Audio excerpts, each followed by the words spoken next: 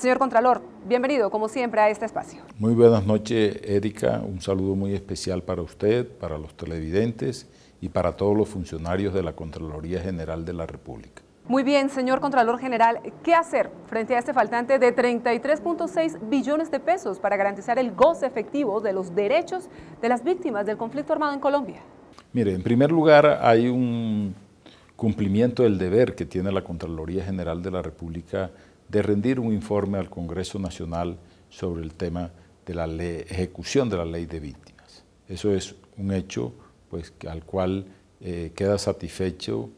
la decisión y el informe que ha rendido la Contraloría General de la República. En segundo término, es importante decir que el Gobierno Nacional ha hecho un gran esfuerzo en este tema de satisfacer los derechos de las víctimas. Pero desde luego que no es suficiente el dinero que se ha manifestado, por cuanto, en primer lugar, como lo manifestaré más adelante, ha habido un incremento en la población de las víctimas y analizando bien las finanzas públicas, yo creo que el gobierno puede destinar un porcentaje de los ingresos corrientes de la nación, por ejemplo, para satisfacer a las víctimas en el incremento del presupuesto que es necesario. También puede destinar algo de las transacciones, el impuesto a las transacciones financieras, o el patrimonio o el impuesto al patrimonio para incrementar este presupuesto. Lo que no estamos de acuerdo es que se generen nuevos impuestos para la sociedad colombiana con el propósito de destinarlos a la satisfacción de las víctimas. Claro, doctor Maya Villazón, sabemos que para la Contraloría General es motivo de preocupación las fuentes de financiación de esta ley, sobre todo ahora que se anuncia en el país una nueva reforma tributaria para el año 2016. ¿Es por eso que están solicitando la ampliación de la vigencia de esta ley? Para la Contraloría General de la República hay dos hechos muy preocupantes. En primer lugar, el tema de la financiación de las víctimas para evitar que sea mediante el mecanismo que estableció la ley y no mediante las actuaciones normales de la justicia colombiana que se haga esta indemnización. ¿Por qué? Porque esta indemnización a través de un proceso judicial viene a constituirse en algo que incrementa el valor, primero en tiempo, pues sabemos los tiempos con que se maneja en la justicia estos procesos, que son muy largos, y en segundo lugar tenemos un segundo factor que tiene que ver con el incremento de las víctimas. Cuando se inició el proceso de la ley, de su trámite y de su aprobación en el Congreso, eran 3.8 millones de víctimas. Hoy estamos cerca de 7 millones de víctimas. Yo creo que eso necesita un estudio serio, un análisis de fondo del Estado colombiano para ver las razones del incremento de esas víctimas. No quiero anticiparme a nada de hechos de corrupción, de hechos inmorales sobre este tema, pero yo sí creo que el Gobierno Nacional debe hacer un estudio a fondo sobre este incremento de las víctimas. Y ello implica, desde luego, pues, que adicionalmente estas metas que se cumplen por parte del gobierno resultan ser bajas todavía. Estamos diciendo que han incrementado los 7 millones, que han indemnizado de los 7 millones de víctimas, unas 500.000 víctimas, por ejemplo, para poner un dato. Entonces, pues esto se prolonga en el tiempo hacia el 2021, pero también nos preocupa otra situación que tiene que ver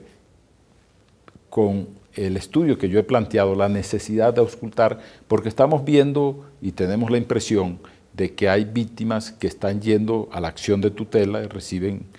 una indemnización, se van al juicio contencioso administrativo, reciben otra indemnización y además la indemnización administrativa que está en la ley. Ese es un tema bien delicado que puede llevar a hechos de corrupción y a la creación, desde luego, de lo que ha sucedido en el pasado con diferentes actividades de carteles inescrupulosos, de tramitadores y, por qué no decirlos con nombre propio, de abogados que se dediquen a hacer este tipo de andanzas al margen de la ley y, desde luego, alterando la forma como se ha concebido esta ley de víctimas, que está muy bien concebida, pero que en estos aspectos sí nos preocupa. Señor Contralor General, el próximo 24 de septiembre usted le va a rendir cuentas al país sobre lo que ha sido su primer año de gestión al frente del máximo órgano de control fiscal en Colombia. Suponemos que estos temas, el seguimiento a la ley de víctimas y restitución de tierras y también los resultados de esa encuesta nacional de víctimas van a estar ahí, van a formar parte de este informe que usted va a rendir a los colombianos? Mire, la rendición de cuentas, que es el cumplimiento de un deber como servidor público que tengo en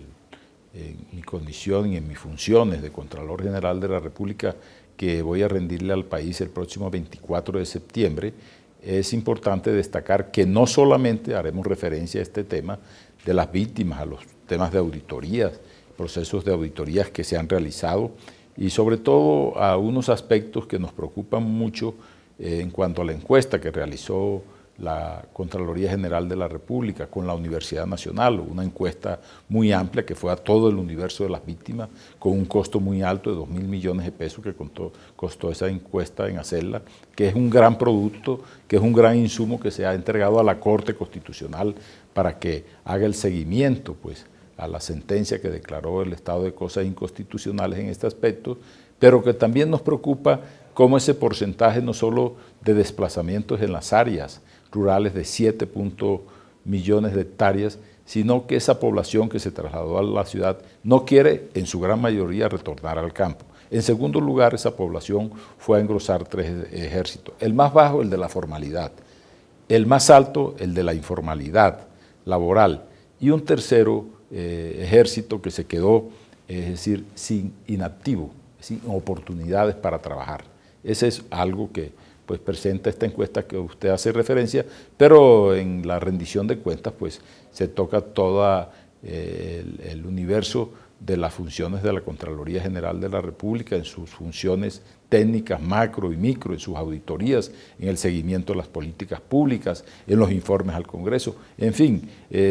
una variedad de atribuciones que tiene esta entidad que le vamos a entregar los resultados, como es nuestro deber, a la sociedad colombiana el próximo jueves 24 de septiembre. Muy bien, agradecemos al jefe del máximo órgano de control fiscal en Colombia, Edgardo José Maya Villazón, su participación una vez más en este espacio de la Contraloría General de la República, entidad que le va a rendir cuenta a los colombianos en una audiencia que se va a cumplir el próximo 24 de septiembre a partir de las 8 de la mañana en el Salón Rojo del Hotel Tequendama de la ciudad de Bogotá.